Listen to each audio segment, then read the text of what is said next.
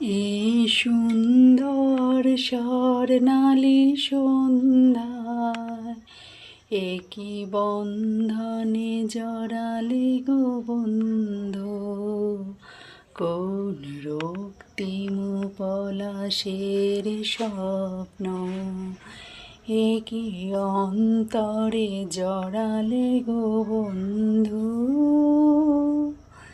Good evening সবাইকে। সবাই কেমন আছো? নিশ্চয়ই ভালো আছো। তো আজকে হঠাৎ মনে হলো তোমাদের সঙ্গে একটুখানি সামনে চলে আসি, তাই চলে এলাম। তো দেখো, আমি সুন্দর রজনীগন্ধার মালাটা একটুখানি আমার চুলে লাগিয়েছি, কেননা আমি রজনীগন্ধার মালাটা খুবই পছন্দ করি। তার কারণ হচ্ছে অনেক সময় সুযোগ এসেও সুযোগ হয় না, কোনো অকেশনালি এইভাবে আমি করতে পারি না, এই মিস করে যাই।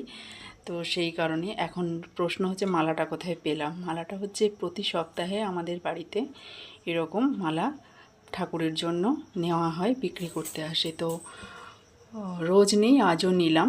আর মনে হলো যে এরকম একটা রজনীগন্ধার মালা যদি আমি আমার চুলে লাগাতাম কেমন লাগতো, কেমন ভালো লাগে।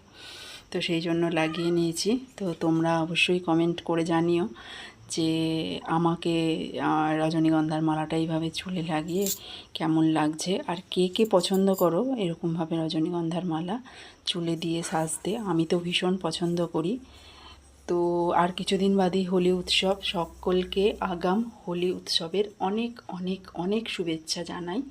সবাই ভালোভাবে হোলি খেলো, রং মাখো, কেমিক্যাল থেকে দূরে থাকো। এখন অনেক হার্বাল রঙের জন্য অনেক হার্বাল কালার আছে, সেইগুলো ইউজ করো আর অনেক মজা করো, অনেক খুশিতে থাকো। হ্যাপি হোলি সকলকে।